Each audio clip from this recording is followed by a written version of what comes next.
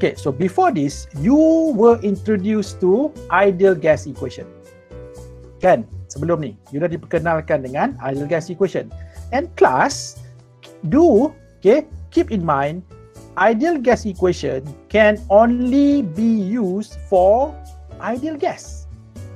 You kena faham ideal gas equation tu adalah exclusively untuk ideal gas. So when we have a real gas, you tak boleh guna real gas, dia punya data real gas tu, you tak boleh guna dia, you compute dia dalam ideal gas equation, tak boleh. Sebab real gas and ideal gas are two different gases. Jadi sekarang ni, macam mana kita nak gunakan real gas itu, kita nak masukkan dia dalam ideal gas equation. So to do that, ideal gas equation perlu kita buat sedikit adjustment ataupun kita kena buat sedikit correction pada ideal gas. And hasil daripada pemodelan itu, itulah datangnya this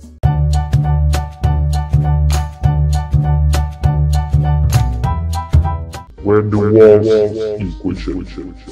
Jadi sebenarnya Van der Waals equation ni dia adalah apa macam nak cakap dia adalah satu, dia actually datang daripada ideal gas equation juga. Cuma dia adalah kita katakan the corrected version. The corrected version of ideal gas. Sebab apa? Sebab real gas dia tak boleh real gas dia tak boleh diguna dalam ideal gas equation sebab dia adalah gas yang berbeza. Okey, jadi nak tengok macam mana what is Van der Waals equation class. Ini nampak. Dia digunakan untuk describe real gas behavior more accurately. Sebab ideal gas equation itu kita guna nak describe behavior of ideal gas. So that's why untuk kita nak describe real gas behavior more accurately, so what can be done adalah the ideal gas equation need to be modified. Kita kena buat sedikit modification. So apa benda yang dia modified tu kan? Apa benda yang dia ubah dalam Van der Waals ni? Okay, yang pertama. Okay, ingat yang pertama. Okay, apa yang dia akan ubah adalah dia akan adjust the measured pressure up. Okay, dia akan adjust the measured pressure up. Okay, jadi sekarang ni untuk nak increase the pressure, kita kena ambil kira faktor intermolecular force. Okay, intermolecular force. Tak apa, nanti saya akan tunjukkan di equation ni. Saya cerita dulu. Okay, the second adjustment ataupun the second modification adalah apa yang kita kena ubah pada ideal gas equation adalah kita kena adjust the measured volume down. Okay, dia macam ni lah. Kan kalau ikut pada ideal gas equation, class PV equals to nRT. Okay, sekarang ni, apa yang kita kena ubah? Okay, kita tak boleh ubah mole. Kita tak boleh ubah gas constant, memang tak boleh ubah lah. So, temperature dah memang constant. Jadi, the only thing yang kita boleh ubah adalah these two. Pressure dan juga volume. Okay, pressure and volume. Jadi, sekarang ni, kalau kita tengok dalam kan kita dah bincang tadi kan, real gas, the pressure of real gas dengan pressure of ideal gas, so which one is higher class? Kita dah bincang tadi. Which pressure lebih tinggi? Ideal gas ataupun real gas? Ideal kan? Ideal gas punya pressure lebih tinggi kan? Sebab apa? Sebab dalam ideal gas, dia tak ambil kira intermolecular forces. Tapi dalam real gas, dia ambil kira intermolecular forces. Jadi untuk real gas, kita nak gunakan dalam ideal gas equation, kita kena buat apa? That's why pressure kita kena up kan? Kita kena upkan the pressure. Kita kena buat sedikit correction, kita kena increasekan pressure. Sebab real gas, pressure dia rendah daripada ideal gas. Okay, now let's look at volume. Kenapa volume kita kena kurangkan? Sebab dalam ideal gas, kita tak ambil kira apa? Kita tak ambil kira volume of gas particle. Kita terus straight away kita kata volume of gas sama dengan volume of container. Kan? Yang dalam first assumption of kinetic molecular theory. Sedangkan sepatutnya gas particle kita tetap kena ambil kira dia punya volume. So that's why in this case, apa yang berlaku seterusnya, volume of ideal gas sebenarnya adalah apa? Kalau kita compare dengan real gas. Jadi dalam ideal gas dengan real gas, volume dia tak sama. Sebab dalam ideal gas, dia tak ambil kira. Dia tak ambil kira apa? Dia tak ambil kira molecular volume. So that's why untuk real gas nak gunakan dalam ideal gas, that's why volume must be kena kurangkan, kena decreasekan the volume. Maksudnya kita kena ambil kira faktor molecular volume. Okay, now let's look at the equation itself kan. Macam mana rupa dia kan, yang dikatakan van der Waals equation ni. Okay, kelas okay, nampak? Ini pressure. Okay, see? So this is the correction ataupun kita kata the corrective term. Maksudnya pressure kita kena increasekan. So macam mana? By plus n squared A over V squared. Okay, and V kita kena minus n B equals to n R T. So inilah dia van der Waals equation. Okay, saya tahu bila keluar equation ni ramai dah mula equation, alamak macam mana ni kan, apa benda ni kan. Okay, macam ni kelas. In your syllabus, saya bagi tahu awal dalam you punya syllabus tidak akan ada soalan yang akan minta you calculate ataupun problems yang you akan solve using this equation. No, tak ada. Jangan risau, tak ada. Yang you belajar hanyalah ideal gas equation saja. Itu ada calculation. Untuk van der Waals equation, no. Tak ada apa-apa calculation you perlu buat.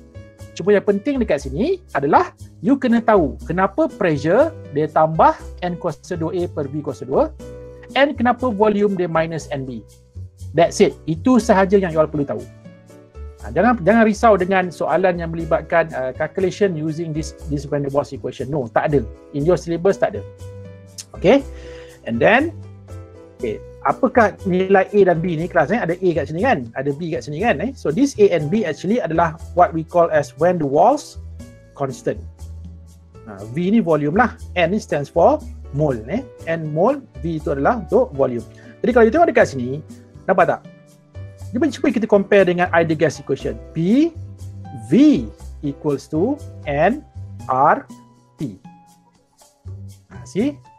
Maksudnya sebelah kanan equation ni masih sama NRT. Sebab ini kita tak boleh ubah. Sebab ini dah memang constant. So sekarang ni that's why apa yang kita boleh ubah adalah pressure dan volume. That's why untuk real gas nak gunakan ideal gas equation, kita kena buat sedikit adjustment. Maksudnya the pressure kita kena adjust dia ke makin tinggi, kita kena increasekan dia by adding this N squared A over V squared, and then V kita kena kurangkan. Kan, kita kena minus N B. Okay. Dan you pun tak perlu tahulah macam mana dia derive benda ni, mana datangnya N squared A ni over V squared. Yang penting you tahu kenapa saja. Kenapa ini dia tambah, kenapa V dia tolak. Nanti saya akan terangkan kenapa tambah, kenapa tolak. Okay class, now let's look at one example. Okay class, you tengok a 1.98 liter vessel contains 215 grams of dry ice. Ada dry ice. Tahu dry ice? Dry ice adalah solid carbon dioxide. Carbon dioxide kering tu. Ice kering carbon dioxide. Okay, after standing at 26 degrees Celsius ataupun 299 Kelvin, the carbon dioxide solid tadi, dry ice tadi, changes ataupun kita katakan dia berlakunya sublimation, dia sublime. Dia apa bahasa Melayunya, pemejalwapan. Dia terus berlaku pemejalwapan daripada solid carbon dioxide terus directly dia tukar jadi gaseous carbon dioxide. Seperti tengok carbon dioxide ni ataupun dry ice ni banyak digunakan untuk nak preserve benda kan. Sebab dia tak melalui proses liquid. Maksud daripada solid dia terus sublime jadi ice. Sublime jadi gas. Okay, so dia tak apa kita katakan dia tak melalui proses melting. Dia tak melt jadi liquid dulu and then baru dia jadi gas. Dia tak macam ice water tu, ice daripada air. Air kalau dia melt kalau dia berlaku perubahan fasa, dia akan melt dulu jadi liquid. Lepas tu daripada liquid baru dia change to gas. Tapi kalau carbon dioxide, solid carbon dioxide, dia akan terus from solid carbon dioxide dia terus sublime, berlaku sublimation to produce gaseous carbon dioxide. Okay, kelas right. Okay, jadi sekarang ni kita tengok, sekarang saya nak buat perbandingan. Let's say kalau gas ini adalah kalau gas ini adalah ideal gas. Okay, kalau dia adalah ideal gas, kalau kita kira lah, so kalau kita kira menggunakan other gas equation, you akan dapat the pressure, okay, adalah 60.6 atm. Nampak? Ini kalau kita assume gas ini adalah ideal gas. Okay, ini yang pertama Okay, tetapi kalau kita betul-betul lah, kita betul-betul anggap gas itu sebenarnya real gas dan kita kira dia guna apa? Kita kira dia guna real gas punya equation ataupun van der Waals equation, sebenarnya pressure dia sepatutnya adalah 45.9 je. Nampak tak perbezaan kelas? Itu yang menunjukkan real gas, kalau kita compare dengan ideal gas punya pressure lebih tinggi daripada real gas. Sebab apa? Sebab dalam real gas, so dalam ideal gas, kita tak ambil kira intermolecular forces tadi. Sebab tu, untuk real gas, kalau kita nak gunakan juga dalam ideal gas equation, so that's why the ideal gas equation must be modified. Itu yang kita modified tu. Okay, jadi sekarang ni kalau kita tengok ni tak ada apalah, saya teruskan pergi pada soalan. Now let's look at question 11A, you punya tutorial. Hopefully selepas kita bincang soalan 11 ni, you all akan lebih faham kenapa pressure dia tambah, kenapa volume dia tolak. Okay, now let's look at the question. The van der Waals equation for 1 mole of real gas is as follows. Okay, inilah dia. Okay, kelas inilah dia van der Waals equation tadi. Soalannya adalah explain the corrective terms. Maksudnya apa? Maksudnya ni, kenapa pressure dia tambah dengan ini, kenapa volume dia kurangkan? Nampak tak? Kenapa pressure dia plus, kenapa volume dia minus B ataupun NB ni? Inilah soalan ni tanya ni lah. Inilah maksud soalan ni. Dia minta kita explain the corrective terms for pressure and volume. Okay, kita cuba buat satu-satu. Let's start with, kita start dengan volume dulu. Okay, sekarang kita tahu kan, tadi kan kita dah bincang since real gas does not exhibit ideal gas behavior at high pressure, nampak tak? High pressure, low temperature, real gas tak akan behave macam ideal gas. Sebab kita dah bincang tadi kan, untuk suatu real gas nak behave as ideal gas, pressure mesti apa? Low pressure, higher temperature. Okay, so that's why the ideal gas equation need to be adjusted by correcting 2 parameters. Nampak tak? Kita kena ubah 2 parameter. Apa 2 parameters tu? Pressure, volume. Okay, now let's look at the first dulu. Okay, so the first correction yang kita buat untuk ideal gas equation adalah corrective term for volume. Okay, class, remember? In actual situation, okay, real gas particles do occupy sizable portion of the container. Sebab dalam ideal gas, kita anggap apa? Gas particles, size dia sangat kecil sehingga kita boleh abaikan. Nampak tak? Itu yang berlaku dalam ideal gas. Tapi sebenarnya, real gas, kita kena ambil kira molecular size ini. Bukan molecular size, sorry. Molecular volume ataupun the volume of gas particles. Okay, and due to this, okay, sebab itulah kalau ikutkan dalam real gas ni, the space occupied by gas particles have to be taken into consideration. Sebab apa? Sebab gas particle ada volume. Bila gas particle ada volume, maksud dia apa? Gas particle akan guna ruang. Faham tak? Sebelum ni dalam ideal gas, kita anggap gas particle tak ada volume. Bila gas particle tak ada volume, maksudnya that's why ideal gas, volume dia sama dengan container. Seolah-olah macam apa tau? Macam dalam ideal gas ni, dia gas particle tu ada tapi macam tak ada. Macam invisible kan? Sebab dia terlalu kecil sehingga boleh diabaikan. Tapi sebenarnya in actual kita kena ambil kira. Bila kita ambil kira, maksudnya sebenarnya gas particle juga akan guna ruang. Dia akan gunakan space. Sebab tu kita kena consider juga. And then apa berlaku? The space restricted the movement of the gas particles. Jadi maksudnya bila gas particle guna ruang, jadi apa maksud dia? Maksudnya pergerakan partikel sebenarnya tak seperti yang kita bayangkan dalam ideal gas tadi. Okay. So next, the volume occupied by the gas particles must be subtracted from the total volume. So that's why bila kita nak kira volume occupied by gas, kita kena tolak dengan volume of gas particles.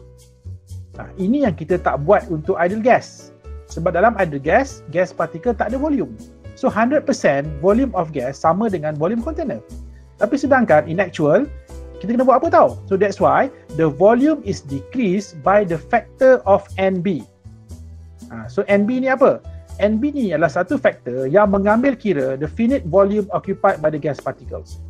Maksud NB ni merujuk kepada, senang cerita dia merujuk kepada molecular volume lah. Volume of gas particle. Kena faham volume of gas particles. Okay, dia macam ni tau kelas.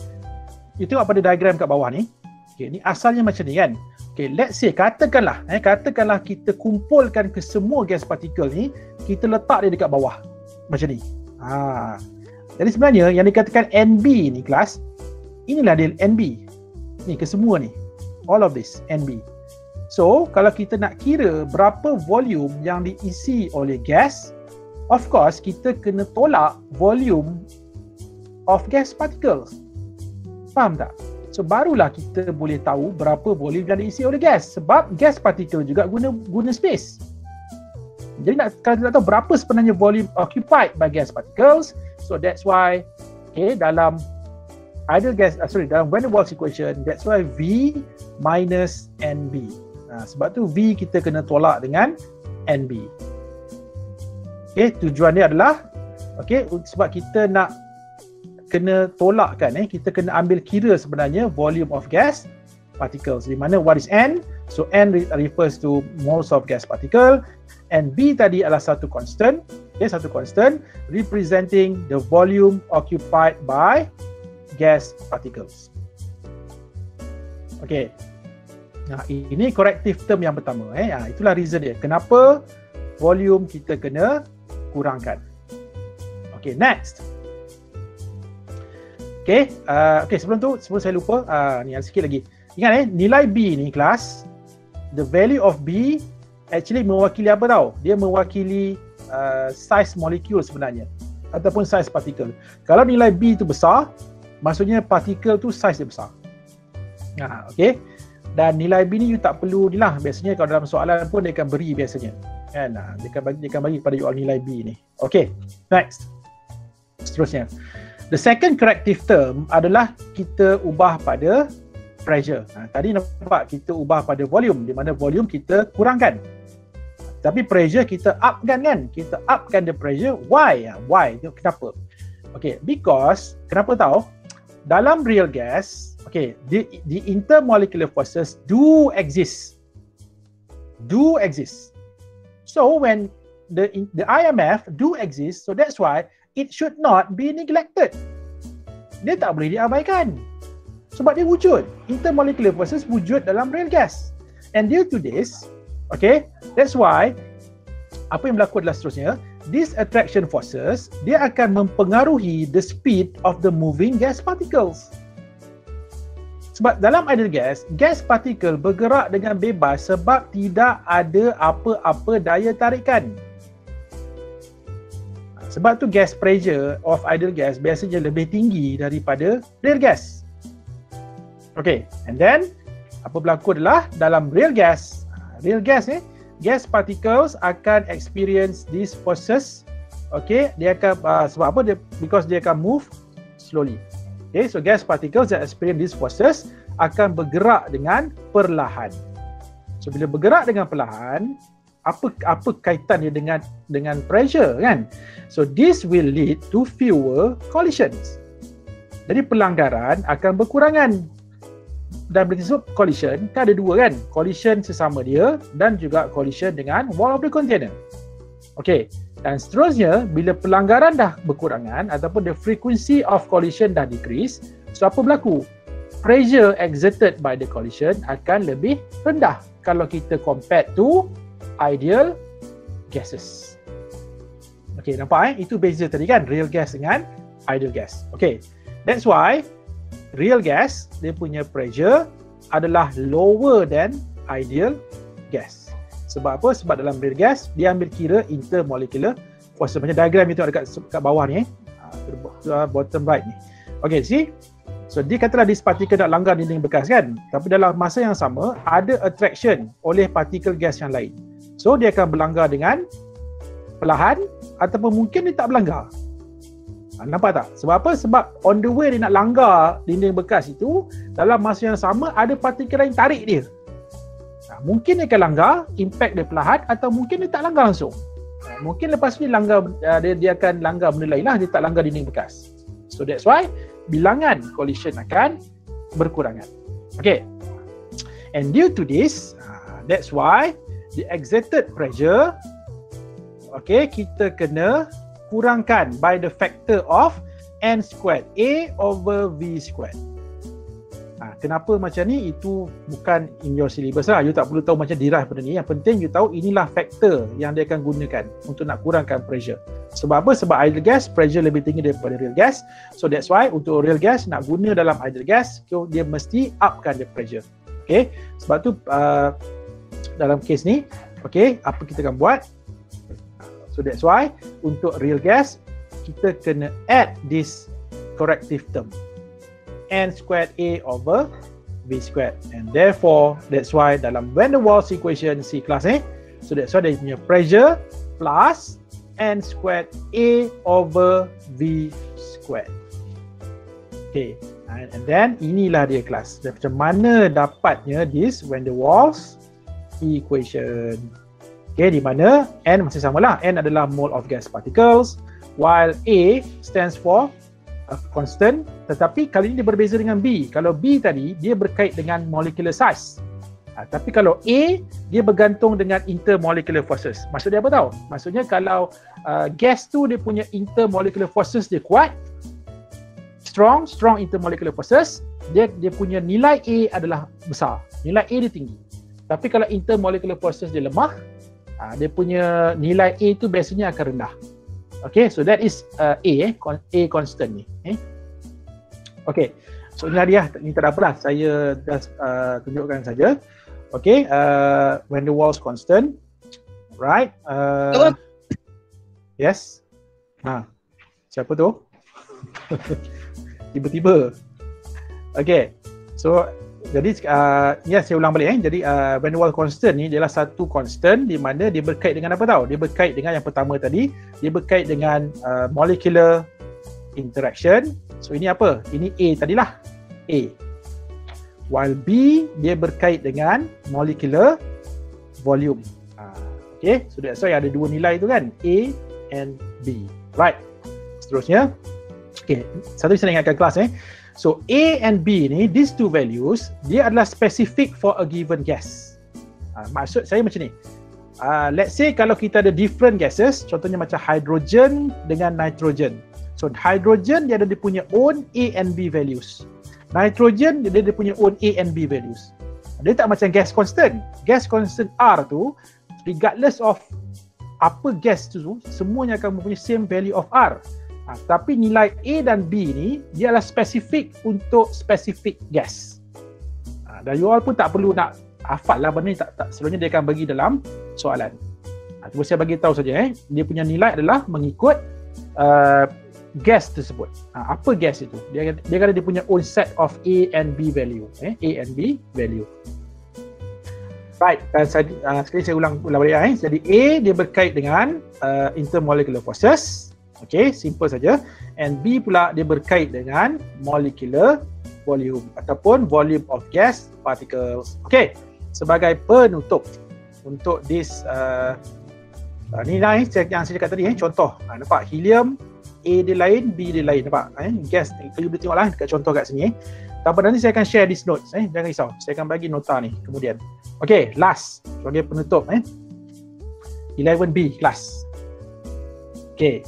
Hydrogen sulfide gas has a larger A value than hydrogen gas. Explain. Ingat, A value. Ni, constant A tadi dalam van der Waals. So ingat lagi tak, A berkait dengan apa?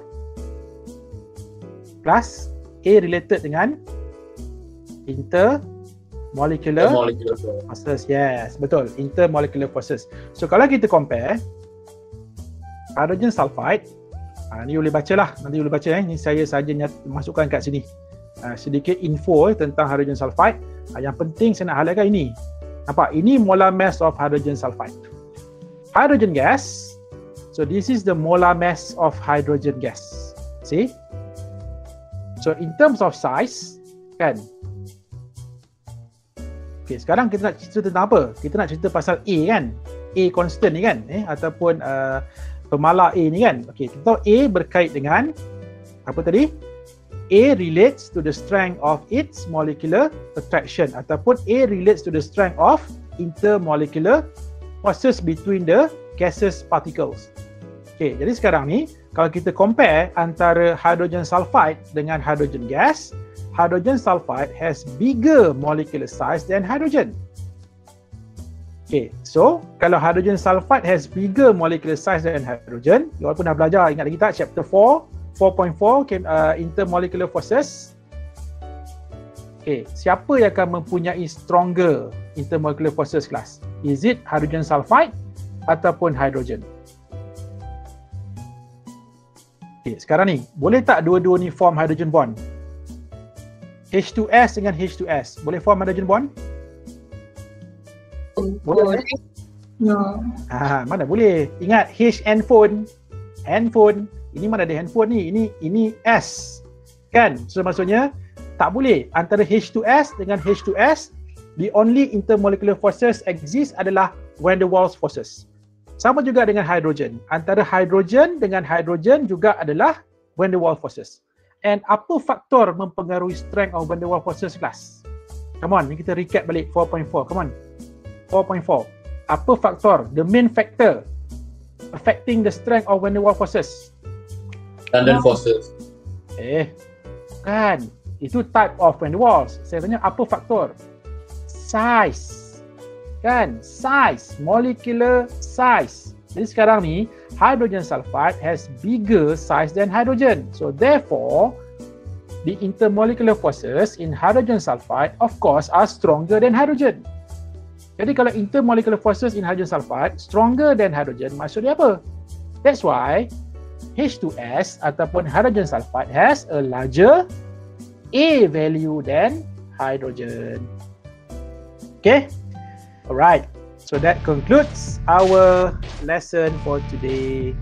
And actually we have come to the last ataupun to the end of 5.1. Okay?